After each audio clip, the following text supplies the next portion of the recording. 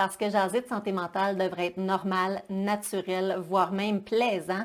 Et c'est ce que je vous montre aujourd'hui en compagnie de mon invitée Tania Valiquette, aussi connue sous le nom de la maudite Nutritutrice. Elle est nutritionniste diététiste et se spécialise dans les communications en nutrition. On vous parle de la culture des diètes, de l'alimentation et de notre estime de soi. Et maintenant, jasons.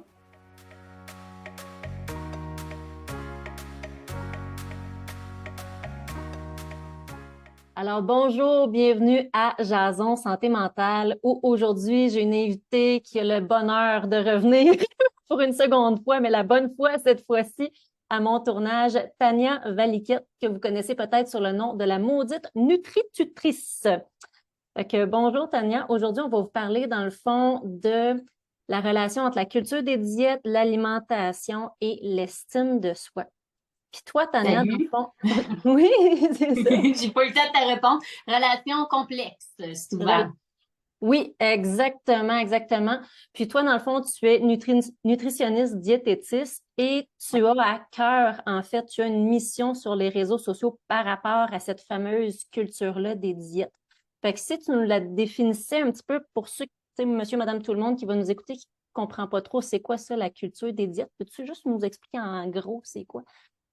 Mais souvent, les gens vont penser que c'est seulement en lien avec les diètes, simplement. Mais c'est vraiment une philosophie qui entoure un système de valeurs qui est vraiment en lien avec le poids. Comme si d'être mince, ça garantissait le bonheur, la santé, la prospérité, l'amour.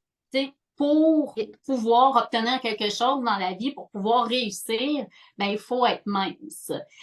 Puis ça, des fois, ben, en fait, la majorité du temps, c'est beaucoup plus sournois que ce qu'on croit. Tu sais, c'est pas juste, comme je disais, la publicité de diète qui nous pop sur Facebook, là. Ouais. Ça va être des fois, ce que je vois souvent, c'est des publications drôles en lien avec une personne grosse, par exemple. Tu sais, on trouve ça drôle. OK, c'est vrai qu'il faut aussi avoir un sens de l'humour, je comprends. Il y a comme la petite Mais connotation péjorative, j'interprète, là. exactement, Oui. puis ce qui va nous pousser à croire qu'une personne grosse ne mérite pas d'être respectée et aimée telle qu'elle est et qu'elle doit changer pour cadrer dans un moule.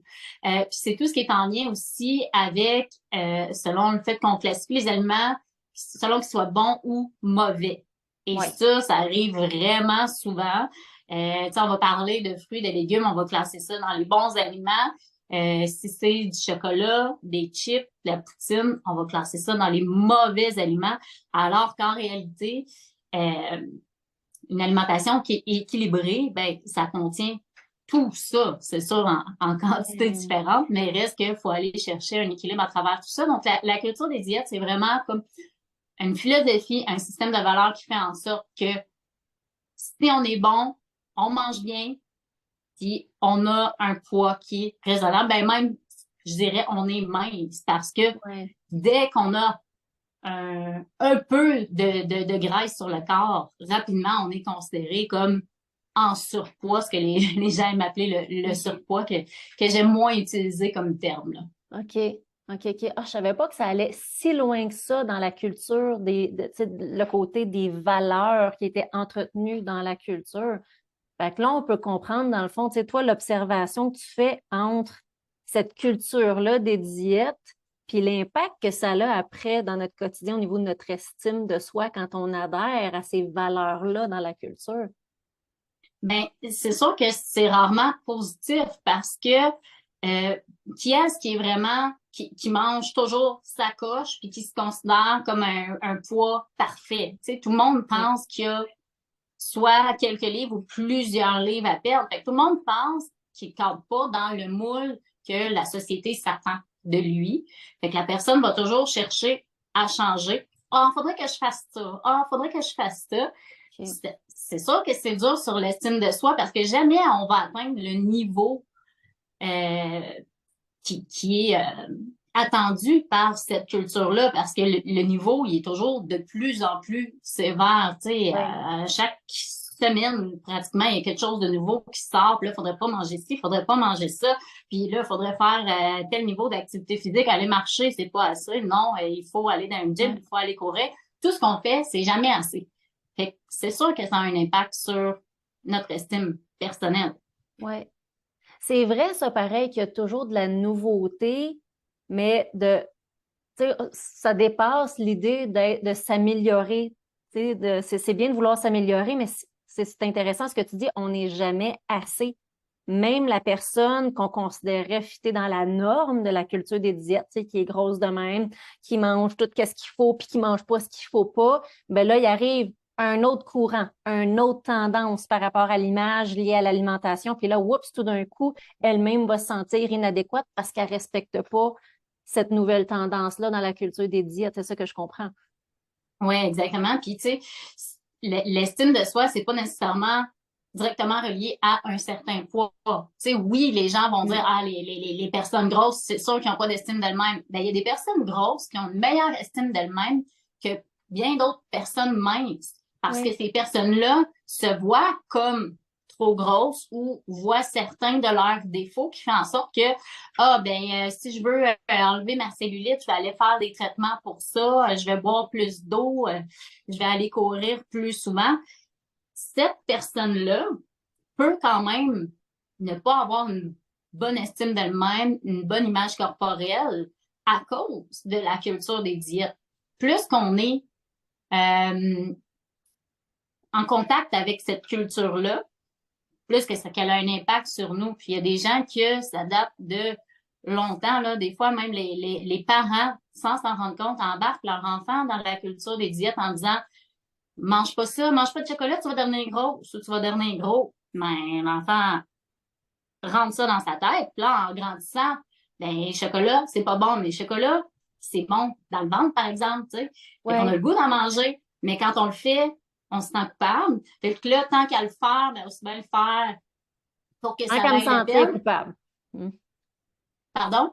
Ah, c'est ça, j'ai dit, tant qu'à me sentir coupable d'en manger, je vais en manger pour la peine. Là. Ben exactement, parce que là, je sais que j'aurais pas le droit d'en remanger avant longtemps, je m'y donnerai pas le droit. Puis là, on abuse de ce genre d'aliments-là et quand on parle d'estime de soi, quand on perd le contrôle comme ça, puis qu'on mange une grosse barre de chocolat, comment on se sent après? On se sent comme de la on se dit on n'est pas capable. Moi, je peux pas rentrer du chocolat dans la maison parce que quand il en rentre, je suis pas capable de me contrôler. Je le mange tout. Mais pourquoi? Parce qu'on se restreint habituellement. Puis les fois où on en mange, ben, c'est normal d'exagérer. Surtout quand on a en tête qu'on ne le refera plus avant longtemps. Oui, c'est vrai, ça, ce que tu dis. Puis en même temps, c'est sournois parce que si je ramène à ce que tu dis par rapport à, par exemple, nos parents qui nous disent mange pas ça, c'est pas bon pour toi, tu vas être gros, tu seras pas bien. C'est sournois parce qu'il y a comme une bonne intention derrière. Tu sais, les Oui, parents nous disaient ça parce qu'ils voulaient qu'on soit bien, ils voulaient nous protéger, ils voulaient qu'on soit beau, belle et en santé. Mais c'est qu'après ça, le rapport à l'alimentation devient absolument tordu. exactement. Puis même des fois, c'est drôle parce que j'ai une connaissance qui me partageait une situation qu'elle a vécue avec sa mère quand elle était jeune. Tu sais, aujourd'hui, elle est dans quarantaine, cinquantaine, mais quand elle était jeune, elle est allée s'acheter une paire de pantalons, puis sa mère lui a dit Ah, un 12 ou je sais pas c'était quoi la grandeur de pantalon, mais selon sa mère, c'était comme Mon Dieu, t'es rendu que tu portes ça, ça n'a pas de bon sens. Pour elle, ça a marqué le début des problèmes qu'elle a eu avec l'alimentation, avec son corps, son image corporelle, parce qu'à partir de là, elle sentait que sa mère avait jugé son apparence physique. Ouais. Fait qu'elle a voulu transformer son corps, mais depuis ce temps-là, elle se bat avec ça. Tu sais, des fois, l'élément déclencheur, là, c'est pas grand-chose, puis les parents pensent pas mal faire en faisant ça, comme tu dis. Ouais. Mais oui, ça peut avoir un impact puis à très long terme aussi. Ouais. Mais ce que j'entends, c'est vraiment la perception négative qu'on a de certains aliments, la perception négative qu'on peut avoir de nous-mêmes en consommant ces aliments-là, qui va amener toute une espèce de cercle vicieux aussi entre je me sens coupable, je vis des émotions désagréables par rapport à certains aliments. Fait que je me bourre la face parce que je suis tannée de me priver. Là, je me sens coupable, je me prive. Plus je me prive, plus j'en ai envie. Puis là, mané, oups, ça retombe dans ma cour parce que j'ai flanché, j'ai capitulé, je suis donc pas bonne. Fait que quand t'entends qu'elle ne pas me trouver bonne, je retombe dedans. Puis faut se Exactement, rendre c'est un compte. cercle vicieux, puis c'est vraiment difficile de mettre un stop à ça parce que on vit là-dedans aussi au quotidien. Là. Quand je parlais de la culture des diètes tantôt, suffit d'écouter la radio, d'ouvrir la télé, d'ouvrir les réseaux sociaux, même juste d'être assis en dînant avec des collègues. Mhm. Si un collègue arrive avec une poutine, là, toi, est-ce que ça t'est déjà arrivé qu'un collègue rentre avec une poutine et qu'il n'y a personne qui dit rien par rapport au fait qu'elle mange une poutine? T'as-tu déjà remarqué? Ben, je te dirais que personnellement, non, parce que je travaille dans mon bureau, mais je comprends ce que tu veux dire. Les gens vont réagir, surtout si elle est seule à manger sa poutine, puis toutes les autres mangent leur petit repas fait maison, leur petite salade, leur petite crudité, des choses de même. Je suis prête à parier que soit que les commentaires vont aller d'un bord ou de l'autre. Ah, oh, ma chanceuse, tu manges une poutine. Non, non, moi, je peux pas manger une poutine parce que sinon, je fais le pas bien après, puis là, je me sens mal, puis ah non, moi, je peux pas toucher à ça. Ou sinon, c'est ah ouais. Ben là, t'es sûr que tu veux manger une poutine? Il me semble Il va que falloir que tu ailles courir tantôt, hein? c'est ça, comme Ouais, tu tu gâtes. mangeras pas gros à soir, hein? Chance, mange pas Ouais, de dessert avec ça. Ouais, c'est des doses exactement. extrêmes, ouais. C'est ça. Et c'est tout ça, là, ça fait partie de la culture des diètes. Ouais. Parce qu'on a associé le fait de manger une poutine à un mauvais comportement, Mhm. puis à la prise de poids directement, comme si quand on mange une poutine, pouf, soudainement, on prend du poids. Comme un ballon. Fait que hein? C'est comme un ballon, ça. Ouais, c'est ça. C'est ce qui fait en sorte que les gens ressentent comme un malaise. On dirait qu'ils n'ont pas le choix de sortir quelque chose pour puis, tu marches ça, ben voyons, c'est. Puis même la personne qui va arriver avec une poutine, tu sais, elle va avoir tendance quasiment à s'excuser. Là, ouais, là, Mhm. t'as arrêté de prendre une poutine, là, j'étais pressée. Mais Elle va se pourquoi? justifier. C'est vrai, ça. Ouais. Ah, je mangerai pas de dessert. Ou c'est juste aujourd'hui, ça fait 3 mois que je n'ai pas mangé. C'est vrai. Exactement, alors qu'on n'a pas à se justifier de ça. Puis souvent, les gens aussi vont avoir tendance à juger de l'alimentation des autres, et ça aussi, ça vient de la culture des diètes, juste Hmm. en fonction de, tu sais, on les croise à l'épicerie une fois, on regarde leur panier d'épicerie, on se dit, eh boy, hein, il y a de la cochonnerie là-dedans. Mais tu connais pas cette personne-là, là, peut-être un party, peut-être qu'elle s'en va en camping, tu sais, peut-être que là, c'était ça qu'elle achetait pour cette fois-là, mais ça veut pas dire que c'est son alimentation tout le temps. Mais on a Exactement. tendance à faire ça. Pourquoi? Parce que c'est la comparaison. De dire, ah, moi, je mange bien mieux, tu sais, pour comme se flatter un petit peu, puis Ouais. se réconforter en se disant, ben, finalement, je mange pas si mal que ça, tu sais. Ouais. Pourquoi? Parce que la culture des diètes a associé le fait de bien manger à un bon comportement, à être une bonne personne, puis on veut être une bonne personne. Ben, c'est ça. Exactement. Je pense qu'une des premières étapes, c'est de se rendre compte de quelles sont mes perceptions, justement, des comportements alimentaires des autres, mais aussi des miens. Tu sais, est-ce que je suis mon pire critique ou je suis capable de relativiser? Puis même moi, je sais des fois que, tu sais, en suivant des professionnels comme toi ou, tu sais, d'autres nutritionnistes, tu sais, avec appuyé sur la science dans les recommandations, ben moi, avec mon garçon, par exemple, quand on est encore en train de trier les bonbons des fois d'Halloween, je vais pas lui dire, oh, attention, là, tu sais, pas trop de bonbons parce que tu vas devenir gros comme une balloune. Je vais plutôt essayer de lui dire comme c'est vrai que c'est bon des suçons, hein, mais écoute ton bedon, écoute quand il y en a assez. Tu sais, je pense que ça se rapproche plus de ce qu'on appelle l'alimentation intuitive, puis de faire l'association entre je mange quelque chose, comment je me sens après? C'est correct Mhm. que ce soit bon dans la bouche, ça goûte sucré. T'aimes-tu ça ou tu sais, comment tu trouves ça, le suçon? Puis écoute ton bedon. Quand il en veut plus, on arrête. Puis s'il en veut d'autres, ben, oh, on va attendre un petit peu, on va peut-être alterner. Tu sais, c'est de nuancer. On va pas démoniser le suçon. On va juste le nuancer puis l'accompagner d'autres choses aussi, puis porter attention à quel impact ça a sur lui, je pense. Tu as tout à fait raison. Puis on a tellement diabolisé la sensation de faim dans la vie. Puis on a tellement diabolisé les sensations agréables que certains aliments nous font vivre Ouais. que on se sent mal d'avoir faim. Hein? Les aliments coupe-faim, comment faire pour ne pas avoir faim après le souper? C'est toujours des choses comme ça, mais qu'est-ce que Ouais. même si on a faim après le souper, ça fait quoi? Tu sais, Exactement. pourquoi que c'est grave d'avoir faim? Avoir envie de pipi, ça, il n'y a jamais personne qui t'en est fait pour ça. T'as envie de pipi, ben qu'est-ce que tu fais? Tu vas aux toilettes. Mais j'ai faim. Ah non, ça, c'est pas correct, par exemple. Retiens-toi. Sinon, t'es un sans-cœur.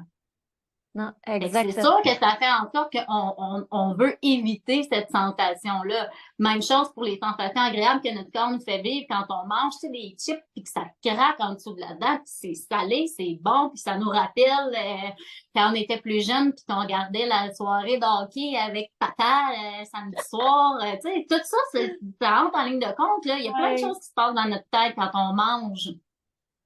Mais plus qu'on va diaboliser ça, puis essayer de faire comme si ça n'existait pas, pire que ça va être. Si on essaie plutôt de mieux comprendre notre corps, de comprendre que la faim, c'est une sensation normale, que de ressentir du plaisir en mangeant des chips, c'est normal aussi, de trouver ça bon au lieu de se dire hey, moi, je suis gourmand. Encore hier, Ouais. j'avais quelqu'un qui me disait moi, j'ai vraiment la dent sucrée. Puis dans ce temps-là, je dis aux personnes mais tout le monde a la dent sucrée à quelque part. Oui, OK, il y en a Ouais. que ça va être plus salé que sucré, mais c'est normal d'aimer ce goût-là. Puis au lieu de faire comme non, je suis pas correct, je devrais pas, ben, on l'accepte. Puis c'est ce qui fait qu'à un moment donné, on va passer à autre chose aussi. Puis qu'on va réaliser que tu sais, des biscuits, c'est bon, mais des légumes aussi. Mais pourquoi que les légumes, c'est moins intéressant? Mais à la base, c'est sûr que ça stimule pas nos récepteurs comme des types le font. On s'entend au niveau physique, là, ça fait pas la même chose. Mais en plus, depuis qu'on est tout petit, on a classé les légumes dans la catégorie d'aliments santé plate. Ouais. Fait que ça fait en sorte que on trouve ça encore plus plate de manger des légumes. Mais quand on a accès à une diversité d'aliments, qu'on sait qu'on peut manger tout ça, ben, on s'enlève un gros poids sur les épaules. Oui, exactement. Puis je pense qu'il y a une raison aussi qui fait que pourquoi des fois on a la fameuse dent sucrée que je vais utiliser des guillemets ici. Tu sais, je pense qu'il n'y a pas une raison qui vient un peu de notre histoire aussi, de pourquoi on est attiré vers ce qui est plus sucré. Bon, tu m'en poses une bonne. Ce que je pourrais, tu sais, je vais faire des liens avec le fait que c'est sûr que nos ancêtres, dans le temps, vivaient des famines. Ouais, Et ceux qui ont survécu, c'était ceux qui stockaient bien les réserves d'énergie. ouais, Euh, Puis, ce qui fait en sorte aussi qu'il y avait des réflexes, certains réflexes comme aller vers des aliments qui donnent de l'énergie plus facilement, plus ouais. rapidement, Donc sucré en dont des général. aliments gras, dont des aliments sucrés. Le corps humain, c'est sûr qu'il va toujours prendre le chemin le plus court pour obtenir ce qu'il veut. Fait que Ouais. ce genre d'aliments-là, tu sais, on sait que de la crème glacée, par exemple, c'est riche en énergie, c'est bon au goût, ça nous fait vivre des bonnes sensations. On a le ventre rempli rapidement, on est en business, tu sais. Donc oui, c'est sûr que génétiquement, puis dans le fait que nos ancêtres nous ont légué certains gènes, oui, on est fait d'une façon où, même si on dit, oh non, non, non, non, moi, je veux pas être comme ça, ben, on est fait comme ça. Oui, c'est ça. Fait que, tu sais, qu'est-ce que tu nous conseillerais aussi pour essayer d'avoir une meilleure relation avec les aliments, puis que ça ait des bienfaits aussi sur notre estime de soi? Ben, l'étape numéro un, là, c'est d'éloigner le plus possible la culture des diètes de notre vie. Mm. C'est pas facile à faire parce que c'est partout tout le temps.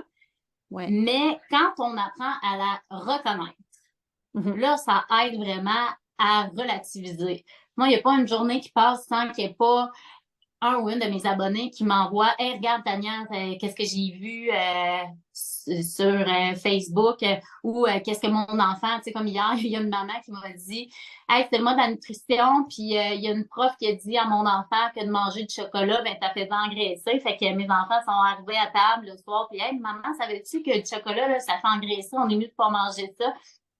Tu sais, quand on sait ce que c'est la culture des diètes, qu'on voit que, non, ça, regarde, c'est pas le bon message, ben, Mhm. déjà, on est mieux outillé à prendre du recul face à ça.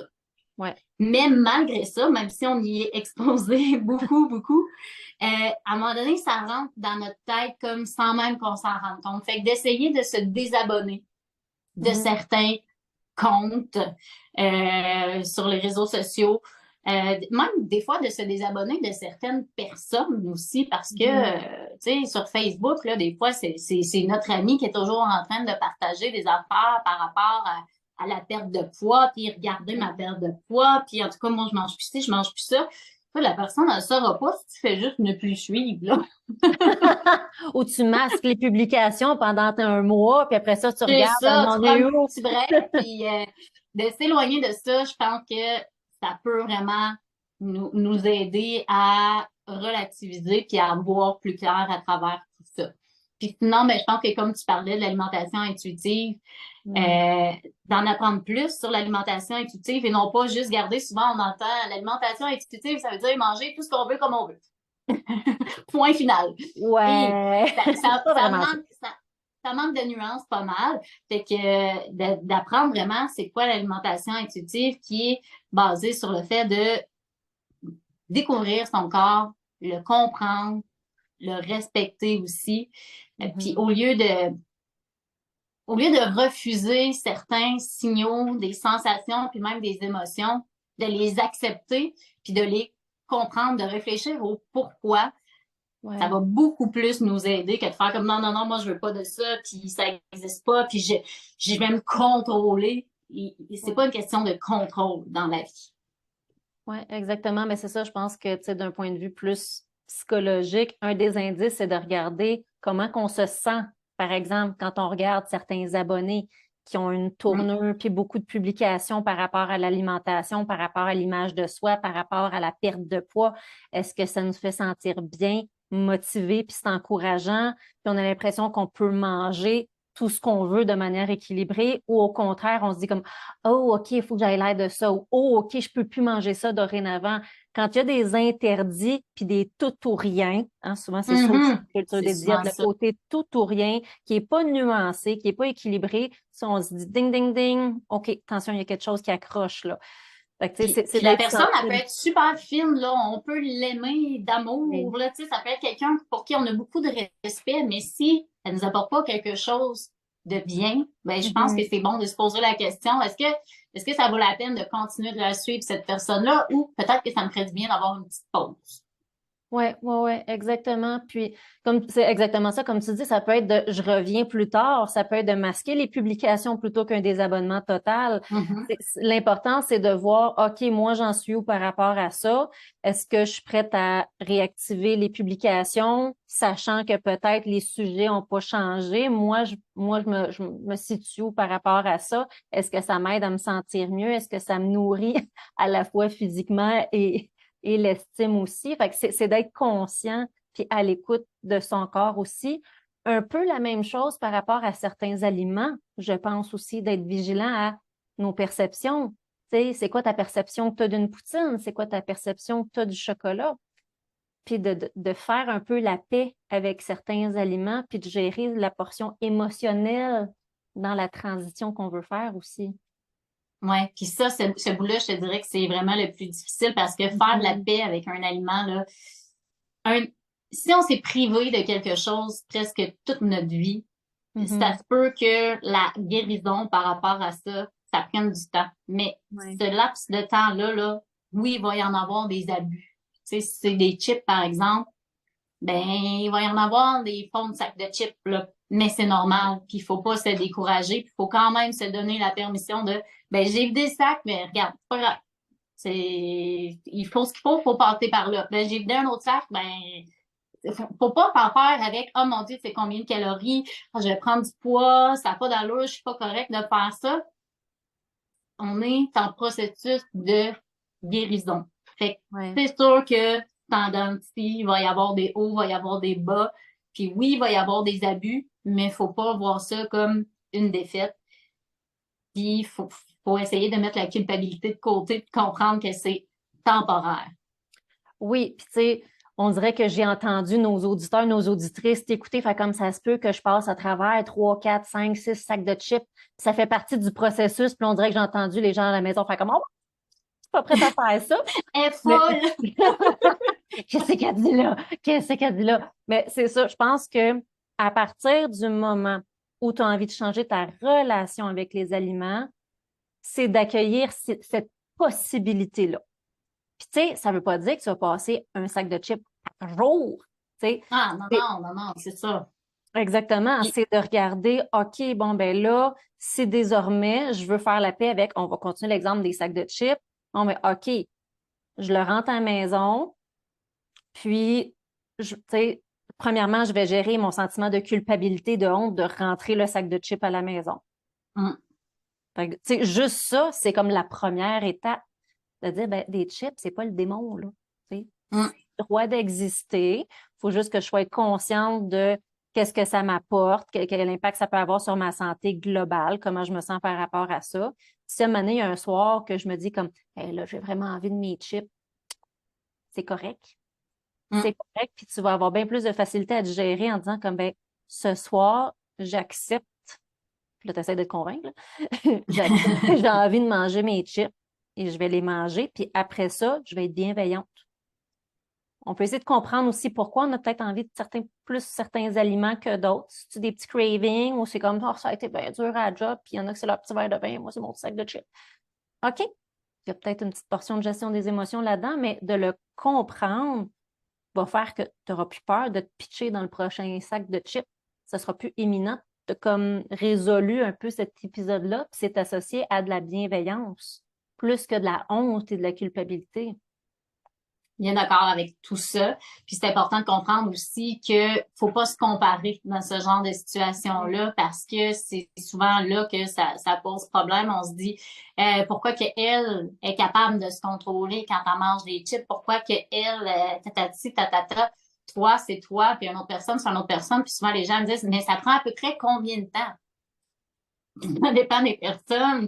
Puis tu sais, c'est pas une ligne droite. Où est-ce qu'on part du point A, on s'en va au point B.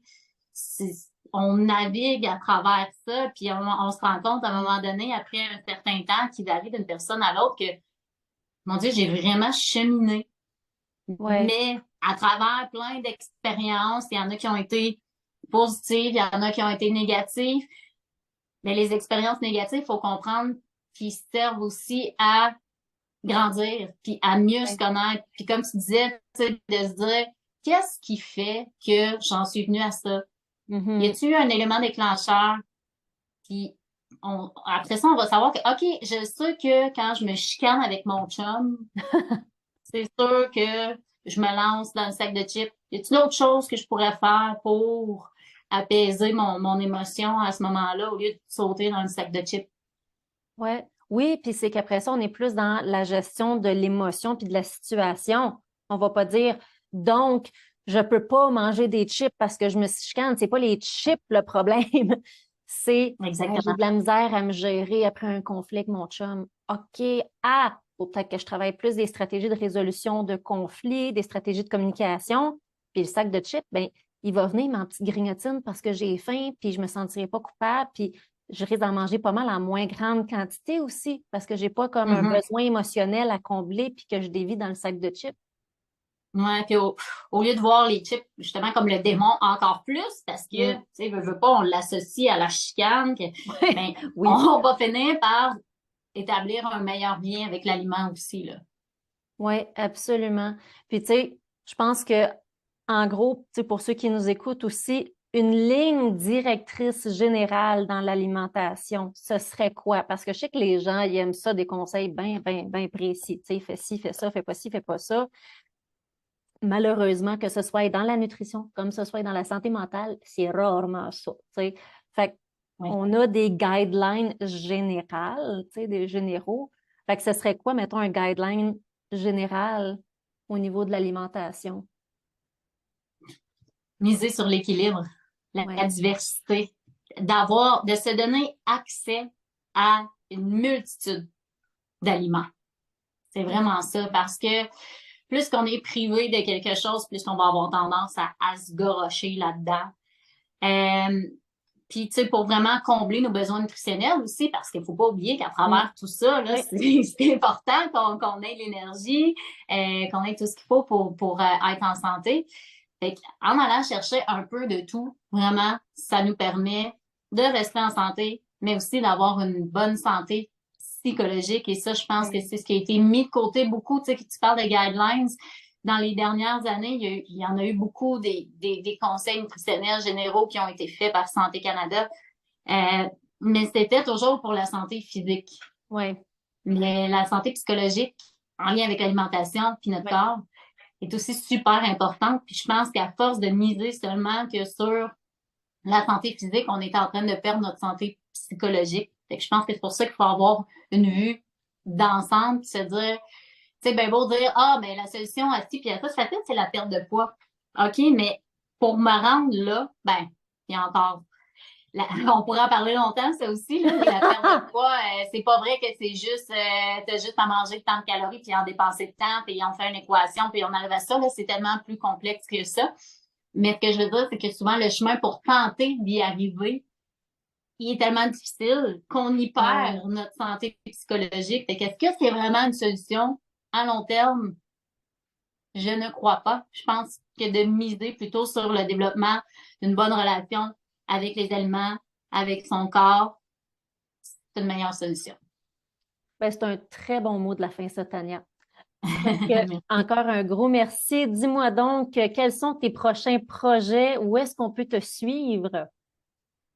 Ben, monsieur, c'est toujours sur TikTok, Instagram, Facebook, La Maudite Nutritutrice. Puis j'ai un livre qui va sortir cette année. J'ai pas de date exacte encore. Je sais qu'il est à l'impression présentement. C'est quand même long, par exemple. C'est un long processus, ça. Mais en 2023, il va y avoir la sortie de mon livre qui est en lien avec la culture des diètes, l'alimentation intuitive, un peu tout ce dont on a parlé aujourd'hui, mais vraiment plus détaillé. Ben oui, bien sûr. Si jamais si j'ai piqué votre curiosité, mais je pense que ce livre-là va vous permettre de répondre à plusieurs de vos questions. Ah ben un gros merci, on a bien hâte de voir ça. Puis moi, je vais continuer de te suivre activement, comme tu le sais, sur les réseaux sociaux. Fait un gros merci vraiment pour ta participation. Puis on se dit à bientôt à Jason Santé Mentale. Salut! Bye!